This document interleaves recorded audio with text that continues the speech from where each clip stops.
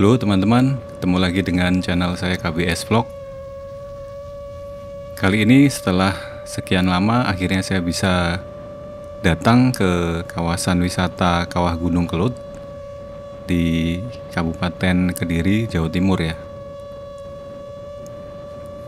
Ini saya akan langsung explore bibir kawah atau bibir kaldera Kelut ini ya.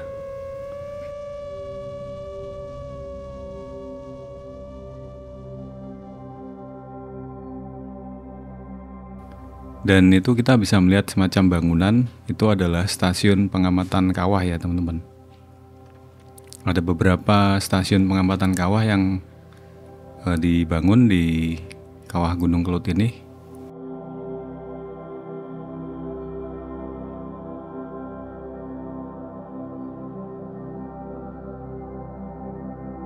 Gunung Kelut ini sebenarnya terletak di 3 kabupaten ya, yaitu Kabupaten Kediri, Kabupaten Malang, dan Kabupaten Blitar.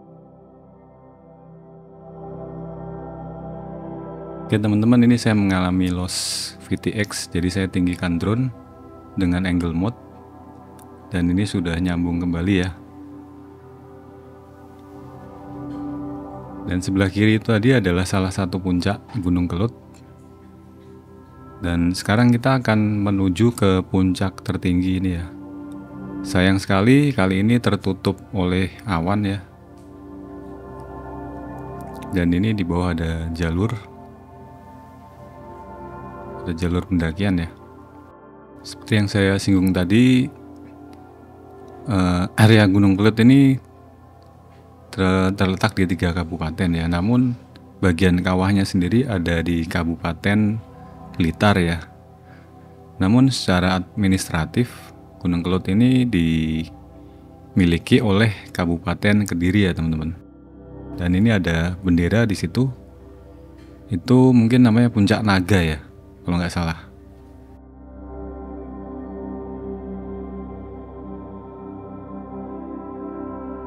Dan ini adalah puncak tertingginya ya, yaitu yang ketutupan kabut itu ya teman-teman. Sebelah sana itu. Kali ini saya akan lewat aja, nanti saya akan coba kembali menuju ke atas. Ini kembali kita akan menyusuri bibir kawah. Di bawah itu tampak ada beberapa pendaki ya. Kawah Gunung Kelut ini diameternya kurang lebih 1,4 km ya teman-teman. Termasuk besar. Dan keunikan Kawah Gunung Kelut ini adalah di tengahnya terdapat sebuah danau ya.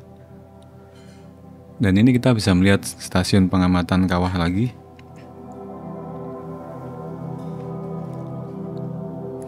Nanti kita akan explore juga danau yang ada di tengah kawah itu ya. Dan ini ada semacam tiang ini ya. Yang ada di depan kita itu yang menjulang itu adalah Puncak Sumbing ya teman-teman, atau Puncak Wanajaya ya. Dan ini ada jalur pendakian, entah yang dari jalur mana ya. Sepertinya ini menuju ke Puncak Sumbing ya teman-teman.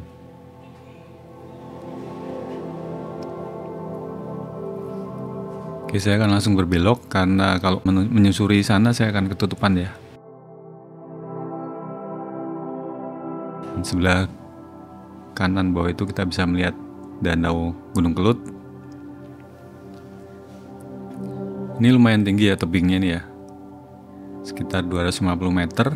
Dan di sini ada banyak pendaki ya teman-teman di Puncak Sumbing ini. Mari kita sapa pendaki-pendakinya.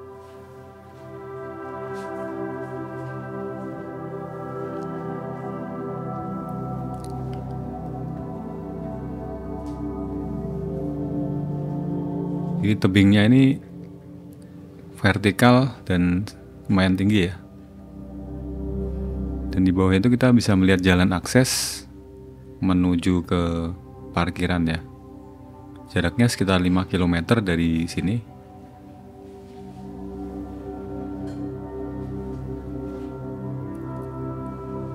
Itu di bawah tempat take off saya ya.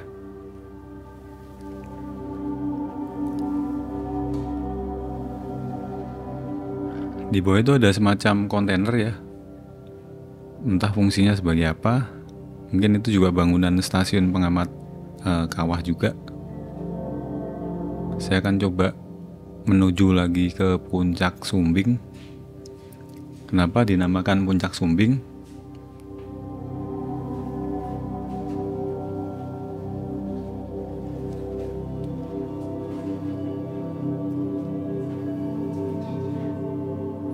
Jadi ada semacam celah di bibir kawah ini yang bisa memungkinkan kita untuk mengakses kawah tanpa harus mendaki ya teman-teman. Dan saya akan coba dive. Di bawah itu banyak reruntuhan batu yang berasal dari tebing ya. Dan kali ini kita akan menuju ke danau. Warnanya hijau toska ya teman-teman. Jadi warna danau kawah Gunung Kelut ini dipengaruhi oleh kandungan gas yang ada di dalam airnya ya. Kalau saya baca-baca di literatur, ini airnya banyak mengandung gas H2S dan gas SO2 ya. Jadi warna air danau ini bisa berubah-ubah tergantung kandungan gas yang ada di dalamnya ya. Adapun gas itu berasal dari rekahan-rekahan pipa kawah gunung api yang ada di dasar danau ya teman-teman.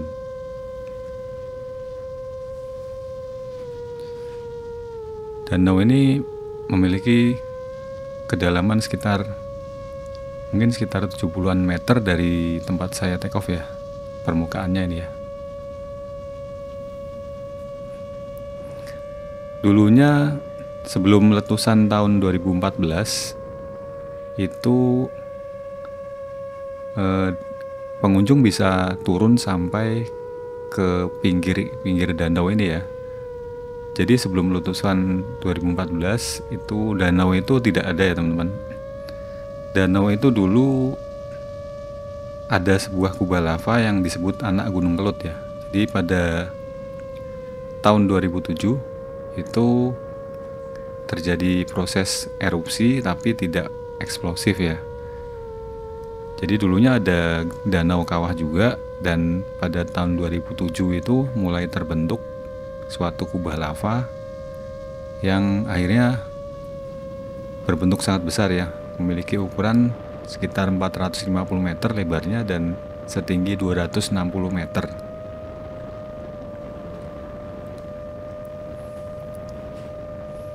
Dan setelah letusan 2014 itu pada tanggal 13 Februari ya, anak Gunung Kelut atau kubah lava ini menghilang karena sudah hancur ya. Dan selama 10 tahun ini dalam kawah ini sudah banyak ditumbuhi berbagai macam vegetasi ya. Kalau kawasan atau air danau ini bisa naik turun ya, tergantung kondisi curah hujan. Coba kita akan susuri tepi danaunya ya teman-teman.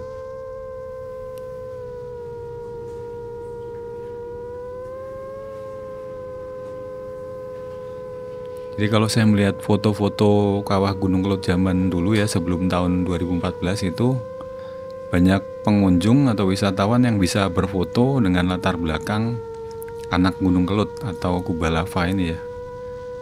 Dan mereka tidak menyadari kalau kubah lava ini akhirnya bisa meletus ya. Dan ini ada stasiun pengamatan kawah lagi di bawah. Gunung Kelut ini sangat aktif ya, jadi sudah sering sekali erupsi. Dan terakhir gitu tahun 2014 itu sangat besar ya teman-teman.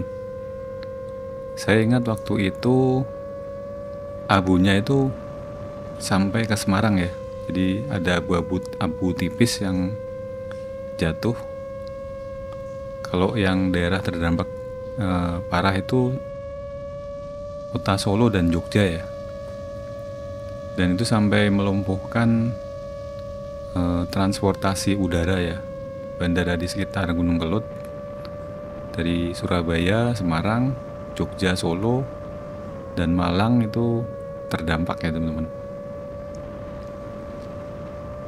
Dan di bawah itu ada semacam pelataran juga itu. Oke, saya akan coba naik ke puncak tertingginya ya. Semoga sudah terbuka. Dan ini kondisi baterai sudah mulai lowbat. Padahal penerbangan baru 10 menitan ya. Karena kondisinya tadi saya pakai terbang naik dan turun ya teman-teman. Jadi banyak menguras power baterai ini. Padahal secara ketinggian tidak terlalu tinggi ya, hanya sekitar mungkin 250 meter.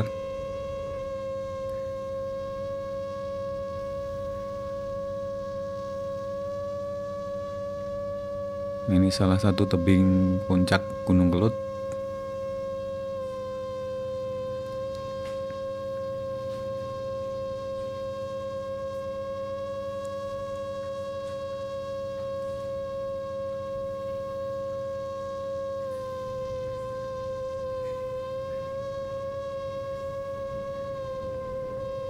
Dan tampaknya puncaknya tertutup oleh awan ya.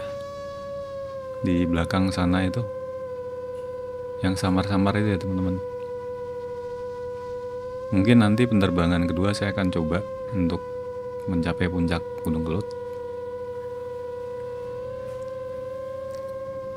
Itu ada 2 puncak itu yang di belakang itu ya.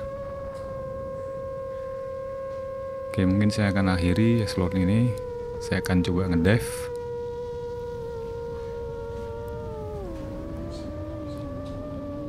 Jadi Gunung Kelut ini bentuknya sudah tidak kerucut sempurna lagi ya, karena dalam sejarahnya sudah mengalami banyak erupsi dan membangun kembali badan gunung, kemudian erupsi lagi sehingga bentuknya tidak beraturan ya.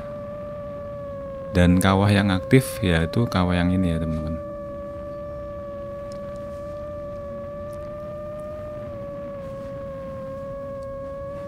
Ini saya akan coba melewati permukaan danau ya.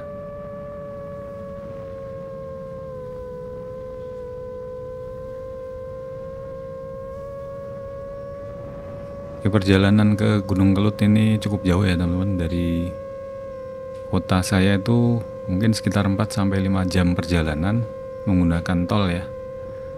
Kalau tidak lewat tol mungkin bisa lebih dari itu, bisa 7-8 jam ya.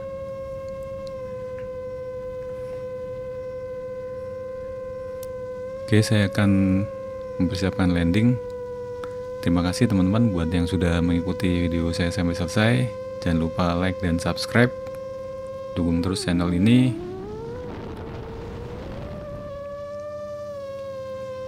Kali ini saya explore sendirian ya, tidak bersama rekan saya, Om Jeffrey.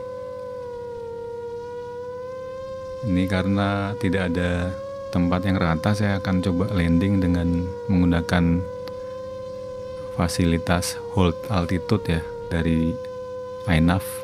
Jadi ini turunnya hover ya. Kemudian saya tangkap dan saya matikan. Oke teman-teman, sampai jumpa di penerbangan yang kedua ya.